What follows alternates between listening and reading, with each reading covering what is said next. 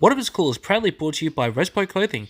Feel like a champion by wearing the merch from all the stars, including Luke Resner, B Squared, Savannah Rowe, John Stop Action, Nova Nichols, The Cooters, and my personal favourite, Conflict Axiom. So feel like a champion by checking out Respo Clothing. They can be found on Facebook and on Instagram. In the mood for some wrestling? Make sure to check out the Melbourne Wrestling Show every Thursday at 10 PM on Channel 31. Adrenaline Pro Wrestling presents Breakout 47, happening on September 20th at the Adrenaline Zone, featuring the up-and-coming stars of Adrenaline Pro Wrestling. Ticket link is in the description. Make sure to check it out. Alpha Pro Wrestling presents Inevitable, happening on Saturday, September 21st at the Pipeworth Market. Ticket link is in the description. Make sure to check it out. Before you see Inevitable, make sure to also check out Alpha Pro Wrestling's Energy 8, also happening at the Pipeworth Market on September 21st. Ticket entry is only $2. Make sure to check it out. Victorian Pro Wrestling presents Revamped, happening on Saturday, the 21st of September at the Strathmore Balls Club. Ticket link is in the description. Make sure to check it out. MXW presents Collision Course, happening at the Horsham Show on Sunday, September 29th. Make sure to check it out. Renegades of Wrestling presents Fever Pitch, happening on Sunday, the 29th of September at the Northgate Theatre. Ticket link is in the description. Make sure to check it out. Mayhem Pro presents Relentless Rumble 3, happening on Saturday, October 12th at the Bakers Marsh Public Hall. Ticket link is in the description. Make sure to check it out. Battle Championship Wrestling presents BCW 60, happening on Friday, the 25th of October at the White Horse Club, featuring an appearance by WWE Hall of Famer Kurt Angle. Ticket link is in the description. Make sure to check it out.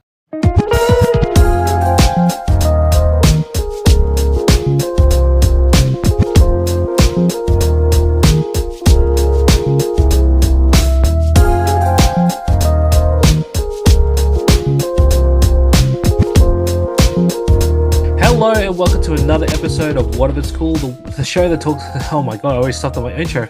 But the show that talks about anything and everything that is cool in the world today. I'm alive, not dead, Daniel Paul Crow, and with me is the Grateful Dead, Terry Shaw. Terry, how we doing, man? Living the dream. No, that's Ryan Casca. Yeah, I'm about to say. And I meant persist, but so do I. Well, Terry, you and me have known each other for almost a year now, like properly, and I gotta admit, when it comes to people who I love and respect and I go to for advice or anything, you are on that top list. I know you're number 10 or 2 people I'm scared of, but when it comes to people I trust and everything, if I want to come to advice, you are number 1. I appreciate it. I'm glad that you find comfortable enough to ask me if you're doing shit or if you're doing well. Yeah. Well, it's funny because like one of the first times I met you, you decided to tell me a story. I actually wanted you to tell the story on air because I got a feel a lot of people didn't know it either until you told it to me. The Todd is God story. Oh, are we starting off with Todd is God? Yeah. Oh no.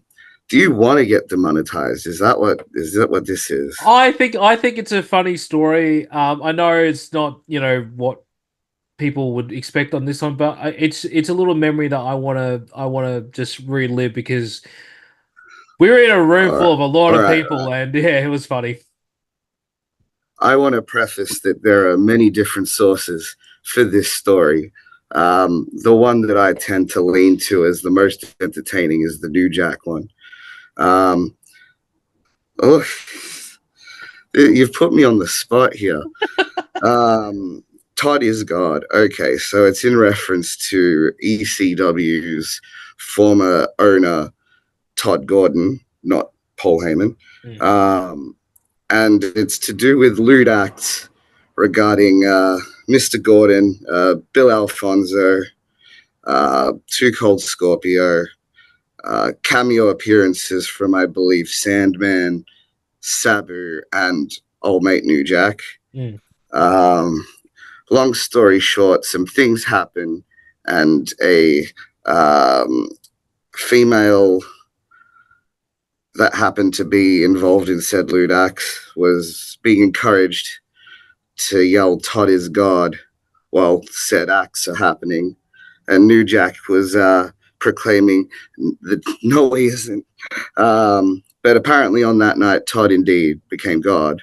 I'm not one to tell the story well, if you want to see a good variation on that story, I would suggest looking it up on YouTube if you are old enough and want to uh, I'd say if you want to be understand what disturbed. it was like back then, apparently. Yeah. Nah, That's as political as I could possibly put it. yeah. I just love the fact that I hardly knew you at this point. I just walked in and then you're like, "Hey Dan, do you know why Todd is God?" I went, "No, I've been wanting to know for ages." And you went through the whole story where I'm just like, It's a it's a wild tale. mm, Um, Nobody in the wrestling scene that I know personally, or even professionally at this point, on a actual real life basis, were involved in this story. Um, I have nothing to do with the story. The story just exists. mm. I just want to put that disclaimer out there. I am not responsible for the events of this. Well, I want to know firstly because a lot of our audience may not know your story. Firstly, how did you discover wrestling as a whole? Uh, um, so I remember two shows come to mind that I remember seeing, and I was hooked. So the two shows were Spring Stampede 1999. Hmm. So I remember nothing about the event except for the main event, which was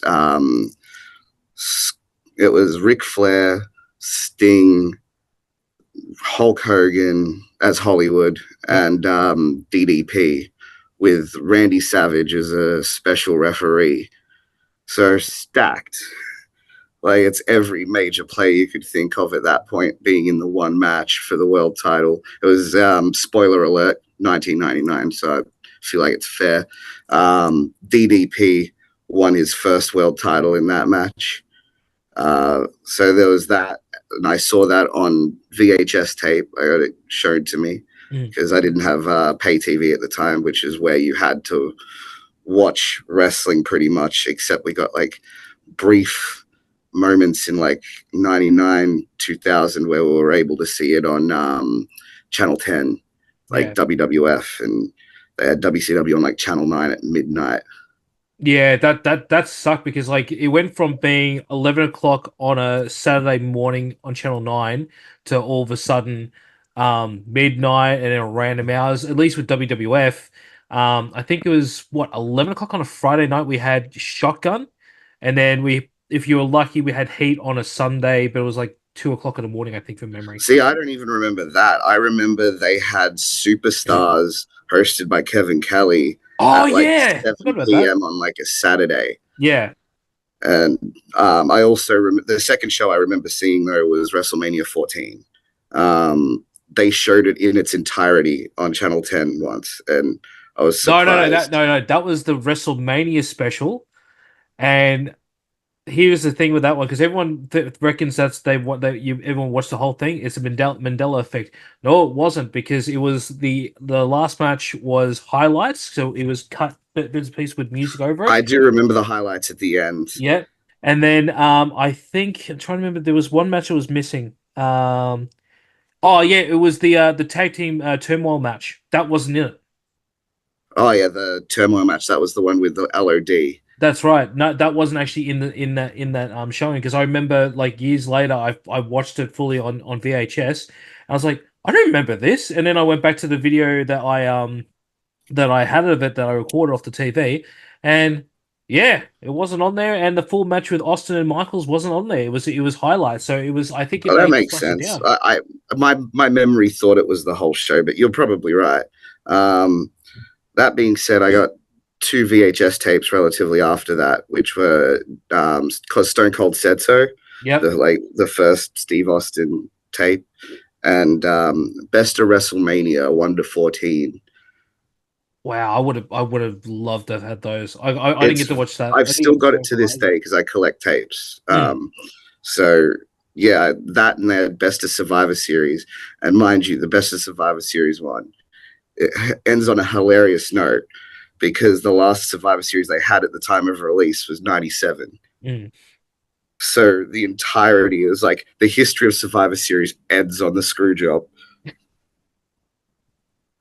Forgot about that. And I just Yeah. remember this point at the end. It had Bret Hart's face flashing while like the music was happening. It was like, but his face would like flash on the screen with like disbelief. It Yeah. was, it was so cheesy, but so funny and so good. I think you can watch that on the it's not the network anymore, but if you got Binge or Foxtel, I think you can actually watch that whole tape on there now for the original I've Tony, I think. checked. It's one of the ones they didn't add to the library. Oh, what? Yeah, All right, I'm gonna have to find the tape again.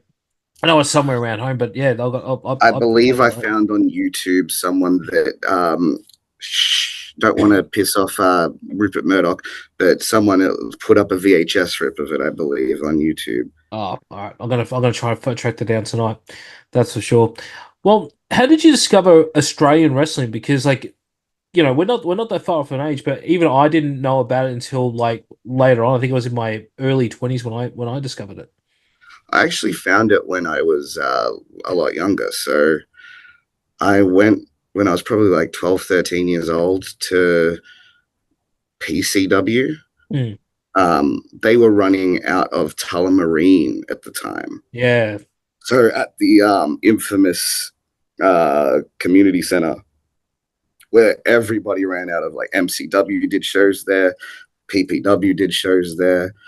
Like pretty much everybody at one point has run that arena, I believe. But yeah, that was the first wrestling show. I went there a couple of times. Pitbull Craig Cole was the champion.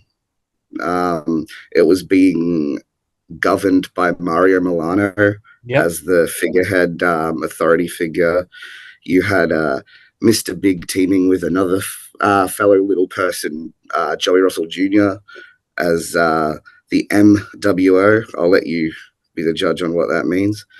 Um, George the Hitman was wrestling on that show, Chucky Chaos, Candyman, so many others. Heaps of old names. I went to a couple of those shows, really enjoyed it, but parents didn't want to go all the time, so he stopped. Hmm. Um, then when I was in my 20s, I saw MCW for the first time. I went to a couple of shows in like 2015, I believe, Hmm. or maybe earlier. Um, the first show I attended was in Craigieburn, and the main event was Crackerjack versus Hardcore Holly. Wow. And that was really good because that was also a stepping stone in the Gino and Crackerjack feud at Hmm. that time. Because I went to the next one as well. Enjoyed both of them. I just then again fell off, had other things I was pursuing at the time. And then one like Supernova, I believe, I ran into the wrestling again and fell in love 100% and dived in full head first, went to every show, convinced my mate, or former mate, Johnny, to start training with me. And we ever since have both been in the business. We went to every show, set up every ring at that time. Uh, just yeah, then started training at Hitman's at that point. Wow. What was Hitman like when you first started? Was he, all cool, or was he just like, all right, this is what you got to do, you understand, and hit all George's mannerisms?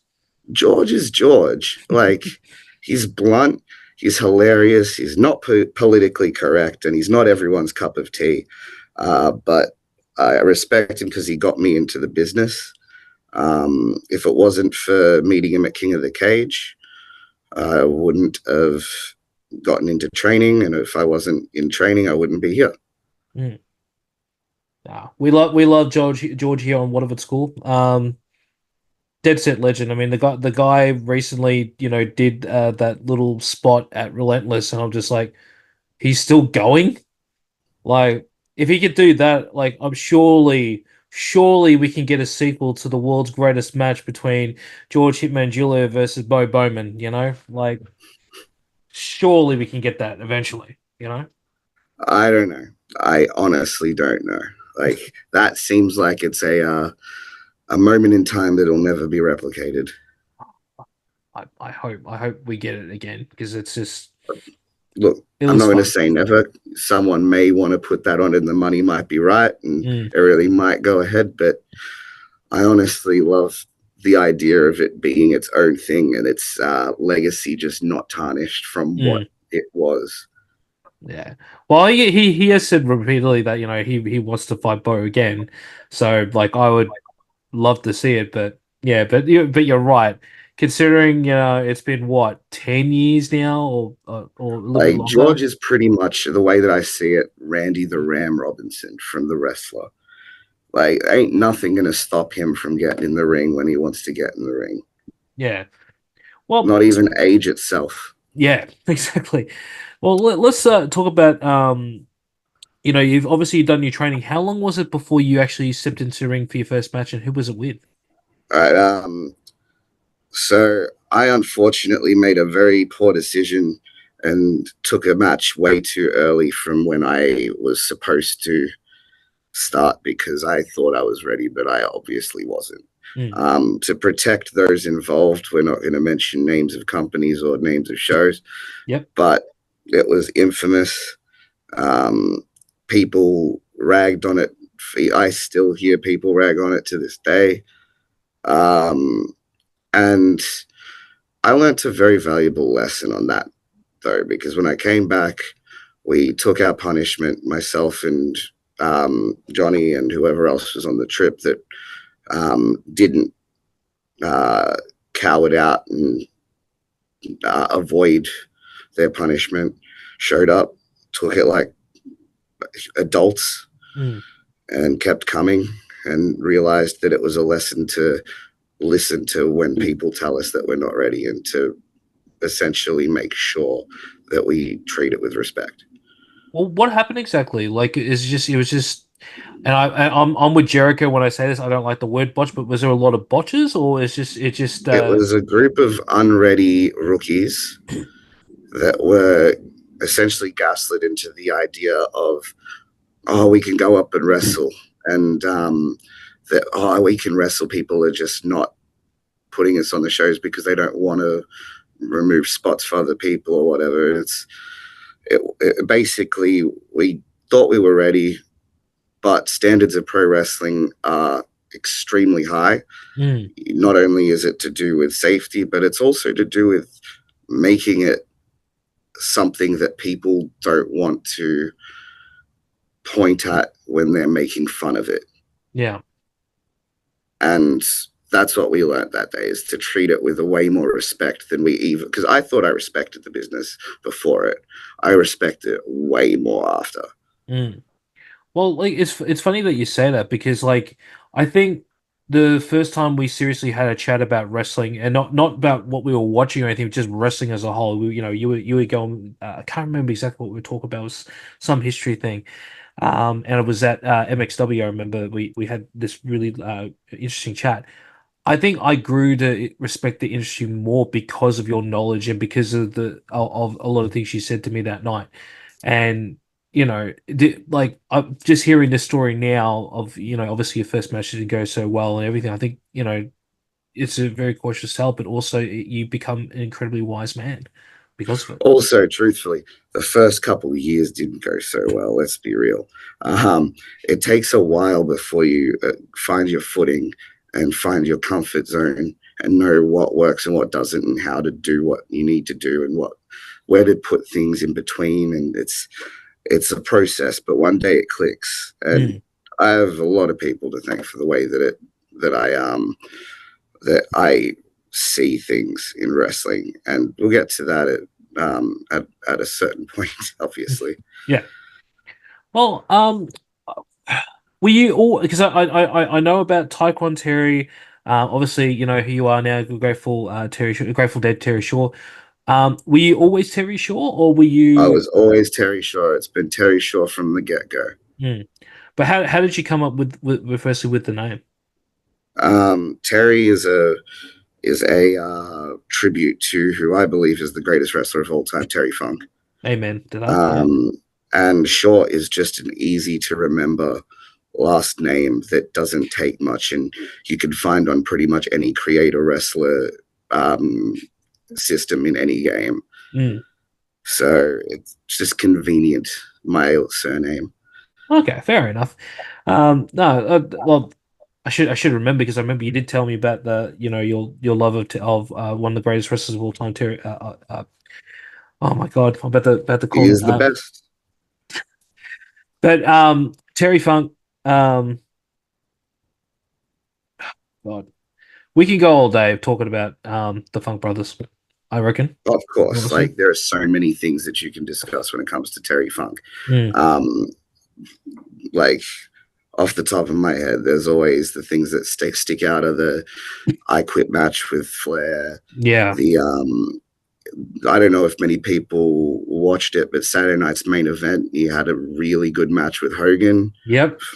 Um, then there was his stuff in ECW, his stuff in WCW, his stuff in WWF, TNA. Like he's everywhere. FMW.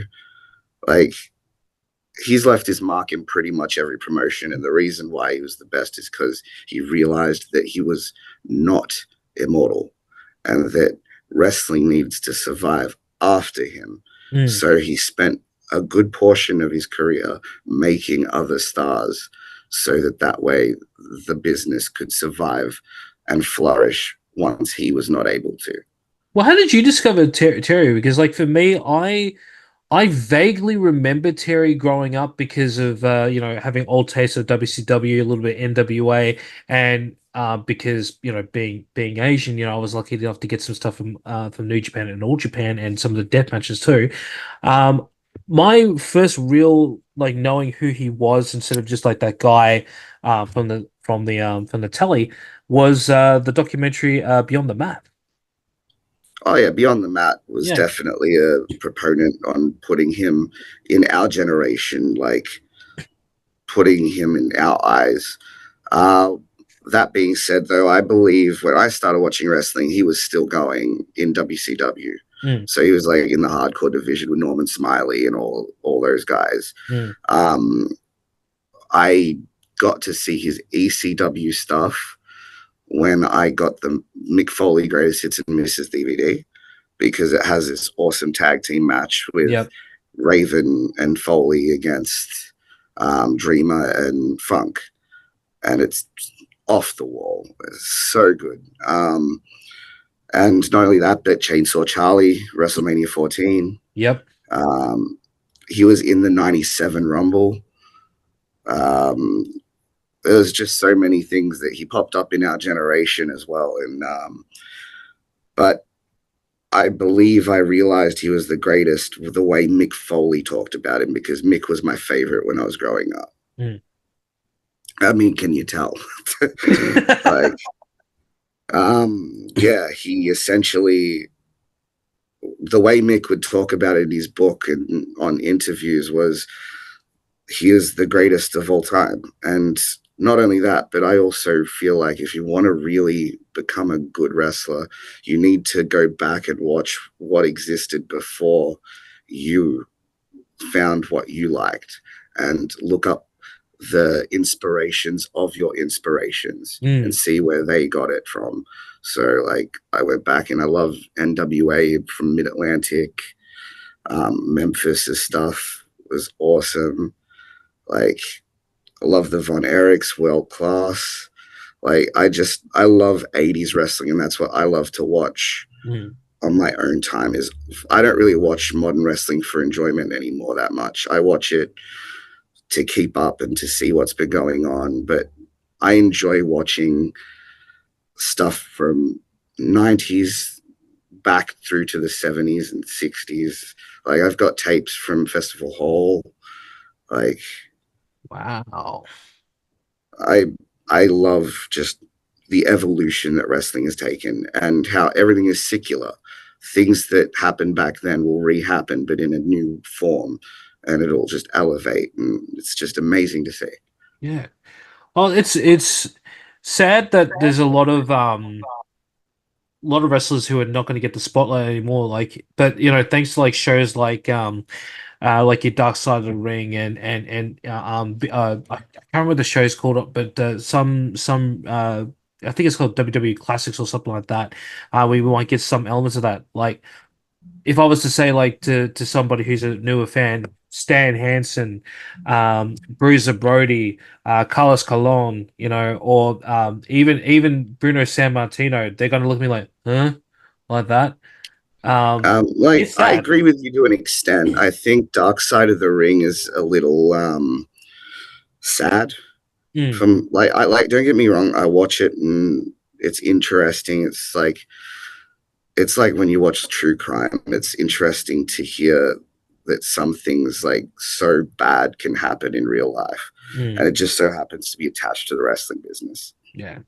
Oh, the only I reason, the think only it reason, makes it look really sad, and um, I feel like if you want to look at shows that put history in a good light for pro wrestling, like, don't get me wrong, Dark Side of the Ring, as I said, is very entertaining to watch. I'm not telling you not to watch it, mm, but I like shows like Walking King's Road that go through the King's Road canon of All Japan from the 80s through to the 90s, which is when All Japan was at the top of mm, the Japanese wrestling market, which everyone thinks New Japan was always king. And it's always, but no, it's not the case. At one point, All Japan was number one. yeah, And then after that, Noah was number one. But then New Japan kind of took the same sort of style that they were putting out. And I'm not saying it's bad. I'm saying it's awesome that it evolves and other companies get to be number one. mm, But it's just interesting to see the difference and the changes that were made. yeah. No, the only reason why I bring up Dark Side of the Ring is because there's been a lot of people who've either been on the show and then like, oh, I wonder what they were like, and then people just go to do a bit of research. It's, oh, they had some interesting matches. Like, for instance, like Tony Atlas is somebody who like I vaguely knew, but I went back and went, he actually was like he had more significance in the wrestling industry than I actually thought. Very Right? significant. One of the Yeah, first African American tag champs, I believe, if yeah, not that's the right. first. I'm pretty sure he was the first. Him and Rocky Johnson were the first African American tag team that America ever had. So, but yeah, but I like that. But we got to get back to your story. We Yeah, got off track. Sorry. Um, Now, obviously, you mentioned your friend Johnny, and obviously you guys are not on good terms at the moment. But I do want to talk a little bit further into this because you guys were a tag team. Did you guys wanted to be a tag team at the start when you guys were um, started training, or did that just come later on? I believe we wanted to be a tag team. We started off as separate singles wrestlers, and then we got put together as a tag team. And um, our original formation kind of blew up, but we made it work. Like the situation shifted, and we had to shift on the fly and make it work. And I feel like we did. And Mm. we were very, very good as a tag team. Um, we just didn't really get past a certain threshold, Yeah. and it stopped. Um, like it just made things very difficult. And then one day he decided to turn his back on me. Um, he blasted me in the head, left me in the middle of the ring, and I never saw my friend again, Mm. if we're talking real, Mm. because ever since then, I believe he's been under the impression he is some sort of clown, and that's not who he is. We Mm. all know that's not who he is because we've seen who he really is. Mm. And he just, I don't know whether he's not remembering or if he's pretending to not remember just to mess with me even more because he knows how hurt I am about it. But I just want to preface, I want to thank APW for giving me the opportunity to resolve my issues in the ring the way that they should be with Johnny. But I didn't ask for it to be a title match. I don't care if it's a title match. I guess if it is going to be a title match, then I get to take another thing that he loves, his precious shiny thing. But I'm not going in to anniversary with the desire to win a title. I'm going in with a mission. I'm going in with a focus, and I'm going in with an intent. I'm not going to wrestle, and I ain't going to be dressed like I'm coming to wrestle. I'm going to be dressed like I'm coming for a fight. And John Stop Action, as far as I'm concerned, this has nothing to do with you. This has nothing to do with anybody else in APW. This has nothing to do with APW as a brand. This is to do with me and Johnny.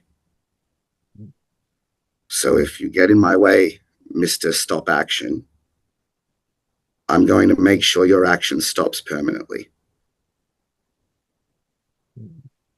Because my goal is, if Johnny's not going to acknowledge me as a friend that he stabbed in the back, or acknowledge any of the actions that he took in our friendship and tag team partnership, then I'm going to take Johnny out of wrestling permanently. All right. Well, guys, if you want to watch Adrenaline Pro Wrestling's Anniversary 7, it is now available on IWTV. I can't remember off the top of my head how much it is a month. I think it's like $14-15 to get that action, because there's multiple stuff on there, so make sure to check it out. I want to ask one thing about another character that you portrayed, Taekwon Terry. See, they're not really characters. They're just phases of my life at this point. Taekwon Terry was created out of necessity because of Johnny. When I got my partner turning my back on me, I didn't see it as him being at fault. I thought it was my fault. I thought I was the problem. So I spent years finding inner peace, doing the Zen meditation, just trying to better myself, almost like how the Beatles went to India to study under the guru, to become transcendental with their meditation. That's what I intended on doing, because I figured if I could erase that feeling of using tranquility and enlightenment, that I could become a better person and a better wrestler. But in the end, what I was doing was just overcompensating for loss. And so I evolved into what I am now, which is, unlike the hippies of the 60s who would peacefully protest to try and get things done, I'm the kind of guy that you'd see who doesn't want war to exist, but will use violence to make sure my point has come across. I'm not Woodstock. I'm Altamont. Okay. Well, I gotta ask this, because we are running out of time, but I need to know this. You have now been partaking in death matches, and I know you're a massive Terry Funk fan. Was it for your love for Terry is the reason why you want to do it, or was there something else? Because I've had multiple people who've done death matches here, and I've yet to still understand why people wanted to do it. as much as I enjoy watching him now, I'm still like I can't understand why you would want to do that. To an extent, it's my love for Terry that helped me want to do it. There were many factors. I kind of always wanted to, in the back of my mind, at least do one and see if I would enjoy it, because that's the way you find out. As Alex Cologne put it, you only find out once you've done it, and if you Mm. don't enjoy it, you don't have to do another one. But if you enjoy it, you can keep going. So I did my first one, which was in Traralgon for AOW. Make Hmm. sure you check them out. They've got Yep. a show at the Tote coming up. I will be there with a new tag team partner, and we will be putting some people in the ground. That being said, it was myself and JP Bamford of the Cooters taking on two members of the Grey, which, come on, man. When we're not in New Jersey, we're not the Sopranos. This isn't Goodfellas. Stop. That's my opinion for the Grey. Yeah, hell, Um, they're not even Dirty Deeds if anyone remembers that I do Aussie gangster remember a film. good deep cut Australian movie, Yeah, great movie. John Goodman. Um, but yeah, no, like essentially, I had my first one, found myself enjoying it to the point where I'm like, this is easy, not easy, but like, I, it fits. Mm, Is my point that I'm making. yeah. And it's wrestling at the end of the day, so like, I'm still gonna wrestle while I'm out there. It's still a wrestling match. I'm just allowed to use what's at my disposal to win that match. And it's brought me to 2 titles. So I must be doing something right. Mm. Speaking of your titles, and I'm still gutted that I was backstage instead of actually being in the crowd because and I really wanted to be in the crowd when this happened. Was your legendary match with coffee match with Xavier Black? I nearly called him by his real name, and yourself. That MXW's oh my god, forgot what the show was called, and I was working on that. I can't remember what was the show called. All for one. No, not all for one. Oh my God. Oh, WrestleFest. That's right. Yes, WrestleFest. Sorry. Night two of WrestleFest. See, I Because got hit in the head a lot that night, so that's probably why I forgot the name of the show. yeah, well, you got hit by I was gonna say baseball bat, a cricket bat full of thumbtacks. So I'm not surprised you're not gonna remember much about that. It's Um, among a lot of other things. yeah. Oh, I should also point out that Terry did gifted me that for a couple of minutes because he wanted to go get something else. That was one of the most scariest things I've ever held in my hand because I just saw all the blood on that bat. But thank you for It that, was Terry. definitely not for the faint of heart. No, but it was definitely experience I'll never forget. Talk me through that day because yeah, like we didn't get to talk a little bit much on that day, and talk me through that whole day of like, how you were preparing yourself for that. That day, I only remember being laser focused on making sure that I either took the title that night or left it all in the ring where I could not do anymore. Because one thing that I can accept is when I'm not the better man. Hmm. Like, I can accept when somebody beats me fair and square.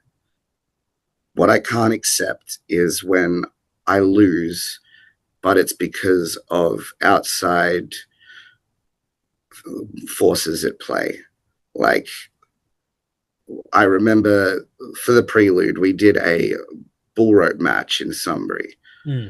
And that was my attempt to even the playing field out because because Xavier, though, was an amazing deathmatch wrestler and he is a very tough SOB, decided to focus more on being a cog in the management of MXW, along with Scotty Roach at the time. So, though I felt like I rightfully won the title in February in Ballarat when I pinned Inmate 47, unfortunately, there was an arm over 47's shoulder, and that was Xavier Black. And when management's in your pocket, they're going to give you any advantage that you have. So record books show he wins. In order to even that out, I thought the bull rope was going to help, but still outside interference. And I got pinned because I had a tag team finish me off. So the casket match, I did not ask for. That was down to the fans. They complained and they were outraged and contacted MXW management to the point where the only way they were out of the woods was to give me a rematch at WrestleFest. And to make it final, it was a casket match. Now, situations with the management changed at that point where Mr. Roach decided it was no longer his prerogative to cheat in matches, and he wanted to become more honorable, and power to him. Don't know why it took him after my match to come to that conclusion, but as long as he came to that conclusion, because now he's not in my business anymore. I had one job, and that's to put Xavier Black into a casket to the point where he cannot get out, and I can close the lid. And I knew he was going to bring everything that he could, and so I had to bring even more. And so I brought out every tactic I had. I used high flying, like with the head scissors at the start of the match, just so that he could see I can do things he can't even think I can do. And then I also would not stay down for every moment that he was trying to keep me down. I was not going to stay down because you're going to have to kill me. And now I have the job, after beating Xavier Black, of continuing the high bar that has been set for that title. Since myself and Xavier went to war, there is a new bar for the hardcore title, for the Carnage title in MXW. And I'll be damned if I'm going to let it drop. So if anyone wants to take it from me, they have to be ready to take it from my cold dead hands. And I hoping to God that you carry it with as much prestige as I have. Because if you drop the ball and you devalue that title, then it's personal, and I'm coming back for your head. Here. Now, we are running out of time, Terry, but I need to ask the staple question here, what if it's cool? What is something that you find cool that nobody else does? I'm going to say I'm really into Digimon.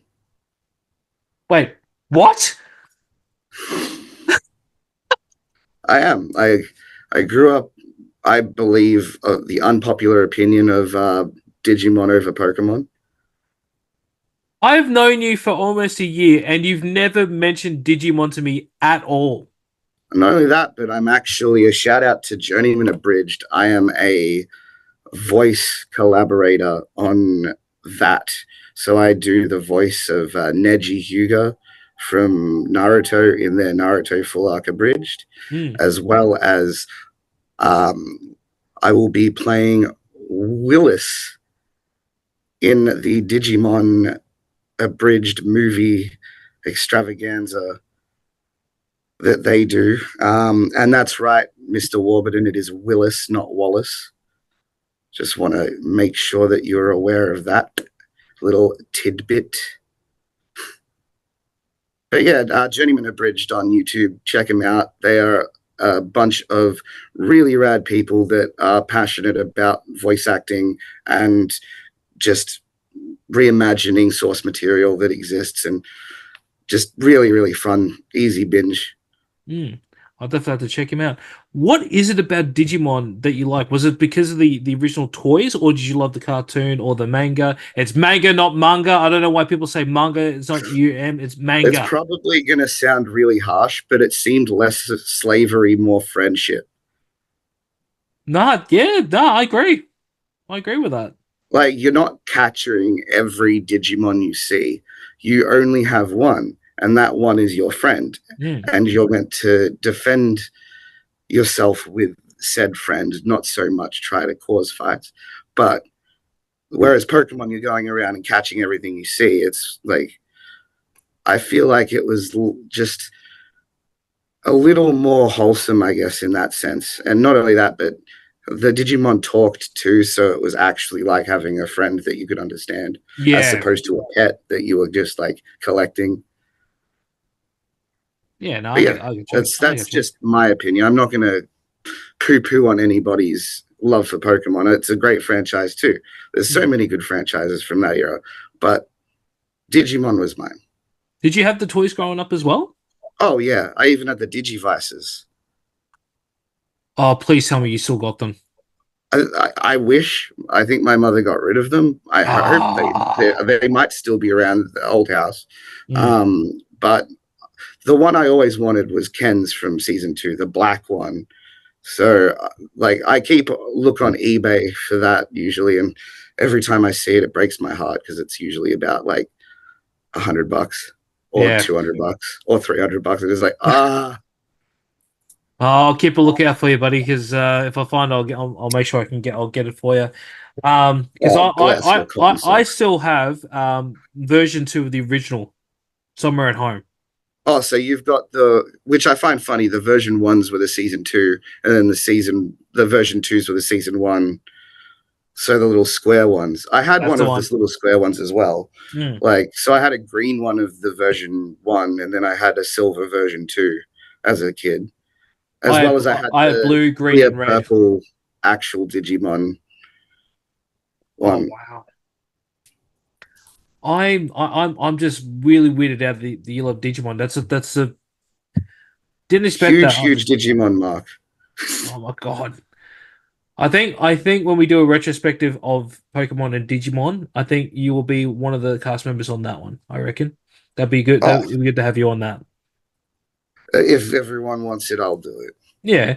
Well, I know. Crusher would definitely want to do it because he's a massive mark for Pokemon, I and I like know. to rile that boy up and let him know that the Green Ranger was better than the red one. Is he? Hang on. Is he a Red Ranger fan? Oh yeah, he loves Austin St. John. Crusher, we're gonna have words when eventually you do come on this show. Terry, where can we find you on all your socials? You can find me on Facebook at Grateful Dead Terry Shaw or Terry Shaw PW or something. Mhm. Instagram is definitely GD Terry Shaw for Grateful Dead Terry Shaw. And that's pretty much it. All right. Well, Terry, I don't use X anymore. It exists, but I don't go on it. yeah, same. I don't do it either. Terry, as always, I love you. Thank you for being part of the show. And yeah, thank you for just you being you. Thank you very much. Mm. I hope you have a wonderful rest of your night. Yeah. Thank you, brother. Now, with that being said, don't forget to like, share, and subscribe to the show wherever you get your podcasts. Want more for What If It's Cool? Make sure to check out the YouTube channel where you can find the latest episodes of Mukbang Around, Reaction, and of course the podcast. And don't forget to follow What If It's Cool on all socials. It can be found at What If It's Cool. Keep that sport coming. And until next time, we'll catch you on the next one. Peace. And congratulations on 4 years. Thank you, brother. Appreciate it.